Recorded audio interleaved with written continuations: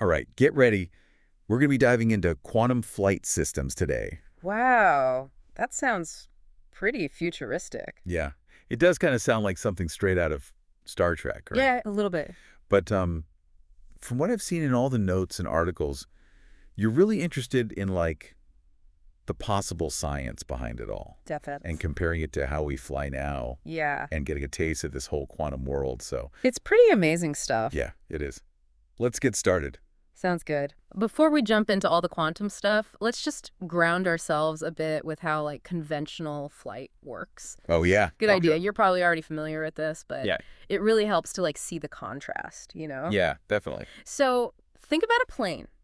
Okay. It flies because of aerodynamics. Right. It's all about lift, drag, thrust, and weight. Oh, yeah, working together. All working together. Right. The classic four forces of flight. Yeah. Lift is what pushes against gravity, Boy. which is created by the wings, you know, Yep. as they cut through the air. Exactly. Thrust pushes the plane forward. Right. Thanks to those big, powerful engines. Right. Drag is like air resistance, trying to slow things down. Yeah. And weight, well, That's just good old gravity. yeah, doing its thing. Exactly. So for a plane to take off Uh-huh. and stay in the air, Yeah. the lift needs to be stronger than the weight pulling it down. Okay. And the thrust has to overcome the drag. Got it. So quantum flight systems, at least in theory, propose a completely different way of achieving flight. Really? It doesn't rely on these principles at all. Oh, okay. So that's where things get really interesting. Right. How can something fly using quantum mechanics? Well, That sounds almost impossible. it's definitely still in the very, very early stages Okay. of theoretical development. Gotcha. But what's so exciting is the possibility of using these quantum effects. Yeah. Some of which seem to, like, defy gravity. Whoa, defy gravity. Yeah. You have my attention. As we experience it every day. Where do we even begin to unpack this? So it all starts with superconductivity, Okay. specifically something called the Meissner effect. Superconductivity. That rings a bell. Yeah. Isn't that when some materials have zero electrical resistance That's it. at like super low temperatures? Yes, Like electricity just flows through without any loss. you got it. Yeah. But it's not just about, like, better wires or anything. Okay. It's the zero resistance that leads to some mind-blowing effects. And one of them being this Meissner effect, which is crucial to this whole idea of quantum flight. All right, so what exactly is the Meissner effect, Yeah. and how does it tie into all of this? Okay, so imagine a magnet Yeah. levitating above a superconductor. Right. That's the Meissner effect in action. Whoa. Essentially, what's happening is the superconductor expels Uh-huh. any magnetic field Okay. from its interior. So it's like it's creating So, yeah, it's Yeah. like it's creating its own magnetic field. That's pushing away the external one, the external one, yeah. causing the magnet to float. Causing the magnet to float. So the superconductor is basically like, nope, no magnetic fields allowed here, Right. and pushes the magnet away. Exactly. That's pretty wild. So does that mean we could, like, use this repulsion against the Earth's magnetic field Oh, that's interesting. to achieve flight? That's an interesting thought. And while that image of a vehicle repelling against Earth's magnetic field is pretty tempting, Yeah. it's not quite how quantum flight is currently being explored. Wait, so the levitating magnet isn't the key here. Right. Then what is? Think of the Meissner effect as just like the tip of the iceberg. Oh, okay. To really grasp quantum flight, we need to go deeper into the quantum world. Okay. And that means talking about something called flux pinning. Flux pinning. Okay, I'm all ears. All right. So to understand flux pinning, we first need to talk about type 2 superconductors. Okay. Unlike type I, which completely expel magnetic fields, type 2 superconductors allow magnetic fields to penetrate Oh, okay. in these quantized units called fluxons. Okay, so these magnetic fields or fluxons are getting into the superconductor, Yeah, but in a very specific, controlled way. in a very specific way, yep. What happens then? Okay, so here's where it gets really interesting. Okay. These fluxons can actually get, like, pinned, yeah, to tiny imperfections within the structure of the superconductor. Oh, wow. Think of it like snags in a fabric, Uh-huh. only on a microscopic scale. Oh, okay, so we've got these tiny magnetic fields getting stuck Yep. inside the superconductor. Exactly. What does that do? This pinning, called flux pinning, essentially locks the superconductor in a fixed 3D position relative to the magnetic field. So this is not just ordinary magnetism. This is a quantum phenomenon. And I get this. It works even if you flip the superconductor upside down. Hold on. So we have a superconductor seemingly defying gravity. Yeah. Locked in a specific position. Even upside down. Even upside down. All thanks to these tracked fluxons. That's right. This is mind-blowing stuff. It truly is. And this incredible phenomenon, is this the foundation of what we're talking about? Quantum flight? This is it, yeah. The very foundation. Okay, so we've got this amazing property of flux pinning, defying gravity, locking in 3D space. Yeah. But how does this translate to something actually flying? That's the big question. Are we talking about, like, planes made of superconductors somehow pinned to Earth's magnetic field? That's a great question, and it's a common misconception. It's not about simply repelling against the Earth's magnetic field. The real key to quantum flight is finding ways to, like, manipulate these quantum effects to generate forces in completely new ways. So we can figure out how to manipulate those forces. Yeah. We could potentially have a whole new way of flying. Potentially, yes. No more jet engines. Yeah. No more aerodynamics as we know it. Right. But we need to be realistic here. Research on quantum flight is incredibly early stage. There are huge challenges to overcome before we see anything even close to a real quantum flight system. Well, even if we're not booking tickets for quantum-powered flights anytime soon, the possibilities are mind-boggling. I know, right? From the familiar principles of aerodynamics to these mind-bending quantum effects that could revolutionize how we think about flight. What an incredible journey. It really is. And it really just highlights the potential that lies within the quantum world. Absolutely. I mean, if a scientist can unlock the secrets of manipulating quantum forces for something like flight, who knows what other seemingly impossible technologies might become possible? That is the question, isn't it? It is. All right, we've covered a lot of ground today already, from those fundamentals of flight to the intricate quantum world of superconductivity and flux pinning. Yeah. But we're just getting started. Exactly. Welcome back. We're continuing our deep dive into quantum flight systems. Yeah. Last time, we explored the basics of conventional flight and got a little taste of that fascinating world of superconductivity and flux pinning. Yeah, hopefully it wasn't too overwhelming. I have to admit, my mind is still kind of blown by that whole flux pinning thing. It's amazing how those superconductors can just, like, defy gravity. It's pretty wild stuff, right? Yeah. But you mentioned that these materials are engineered. It's not something you just dig up, right? Right. Superconducting materials aren't found naturally. So how are they made? They're created by, well, it's like a very precise process. It's all about engineering, the composition, and structure of certain materials. So it's like baking a very precise high-tech cake. That's a great analogy. You need the right ingredients in the right proportions, cooked under very specific conditions to achieve that superconducting sweet spot. Exactly. You need the right ingredients. So not your average chocolate chip cookies then? Definitely not. What kind of ingredients are we talking about here? We're talking about materials like niobium, certain ceramics, even some organic compounds. Wow, a pretty diverse mix. It is. And it all comes down to manipulating the material at a, like, microscopic level to achieve those unique superconducting properties. That makes sense. But getting back to quantum flight, what are some of the key properties of these superconductors that make them, potentially useful for flight?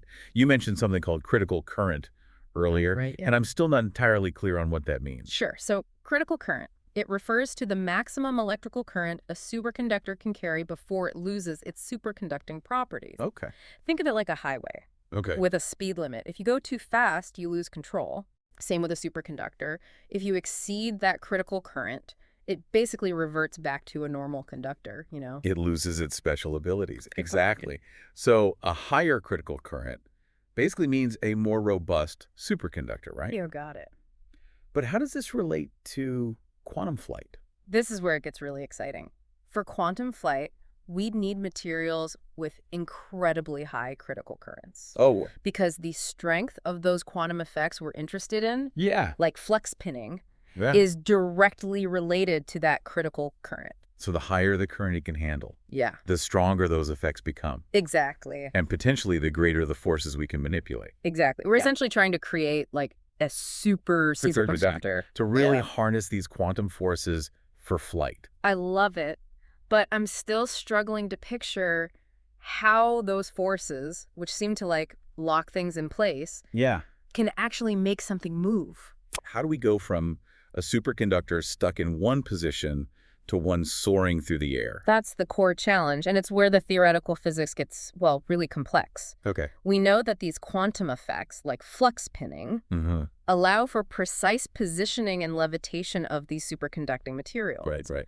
But translating that into controlled movement, creating thrust or lift for actual flight, that's a whole other ballgame. Sounds like a huge leap. Going from a stationary superconductor to one zipping through the sky. What are some of the approaches scientists are exploring to bridge that gap? Well, one very promising avenue involves manipulating those magnetic fields that are interacting with the superconductor. Remember, these magnetic fields are what create those fluxons. Right. Those tiny magnetic fields getting stuck. Exactly. Those get pinned. In those imperfections. Yep. And create those locking forces. So are you saying we could manipulate those magnetic fields to, like, create movement? Exactly. If we can precisely control.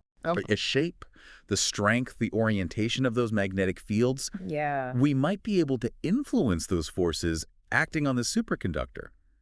Imagine creating a kind of quantum push or pull on the superconductor. Oh, wow. By carefully adjusting those surrounding magnetic fields. I like that. Using magnetic fields as invisible puppet string. Yeah, like that. To move the superconductor around. But I'm guessing it's more complex than just pulling some strings, right? Oh, absolutely. Yeah. We're talking about levels of precision and control over those magnetic fields that are still largely theoretical.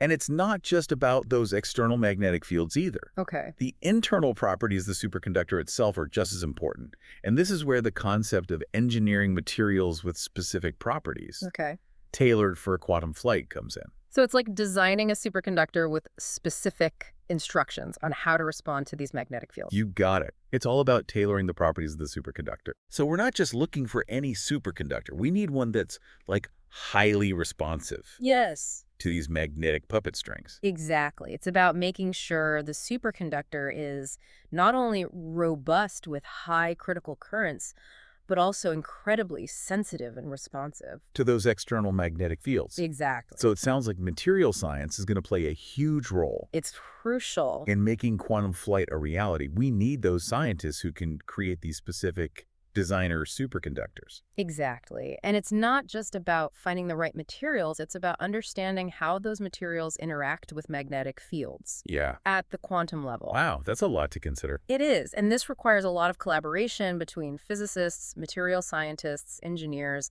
and a whole bunch of other experts. Okay, so it's very clear that quantum flight is a multidisciplinary challenge. It is. And while we still have a long way to go before we see anything like a quantum-powered aircraft, the potential is incredible. Just imagine a future where we can manipulate these quantum forces to create silent, frictionless vehicles that defy gravity. I know, right? It sounds straight out of a science fiction movie. It does. But as with any emerging technology, I imagine there are also potential challenges and considerations to take into account. Exactly. And we've touched on some of the technical hurdles, but there are also ethical and societal implications to think about. That's a really important point. What kind of ethical and societal implications might arise from a technology like quantum flight? It sounds amazing. It does. But I'm sure there are some potential downsides as well. Of course. And we'll definitely want to explore those questions deeper. We've covered so much ground already, from the fundamentals of flight to the intricate world of superconductivity and flux pinning. It's been quite a journey. It has. Now it's time to step back a little and consider the broader impact of this potentially revolutionary technology. Okay, I'm ready to tackle those big picture questions. What will the impact of this futuristic technology be on our world? Let's find out. All right, so we're back for the final part of our deep dive into quantum flight systems. It's been a fascinating journey so far. It really has. We've explored this mind-bending science, from the basic forces of flight to superconductivity, flux pinning, all that good stuff. Yeah, we've covered a lot of ground. But now it's time to kind of shift gears, right? Right. And consider those like big picture questions. Yeah, the stuff that makes you really think. Yeah. The potential impact of all this on the world. Like, what does it all mean? Exactly. It's super important to acknowledge that with any like groundbreaking technology. And quantum flight is definitely that. Oh, yeah. It comes with its own set of ethical and societal implications. Right, right. Stuff we need to think about carefully. Absolutely. So let's jump right in. What are some of the like key concerns that come to mind when you think about a world with these, quantum-powered aircraft? Well, one of the most immediate concerns is accessibility. Oh. As with any new tech, especially one that's this complex, right? There's a risk that quantum flight could be super expensive. Yeah, especially at first. Especially at first, yeah. That makes sense. And that could create a whole new kind of transportation divide. Where only a select few can actually benefit from this technology. Exactly. It's easy to get caught up in the excitement of these inventions. Yeah. But then we forget to ask those important questions, like who gets access? Who might be left behind? Exactly. And it's not just about access to the tech itself. Right. We got to think about those impacts on, existing industries, workforces.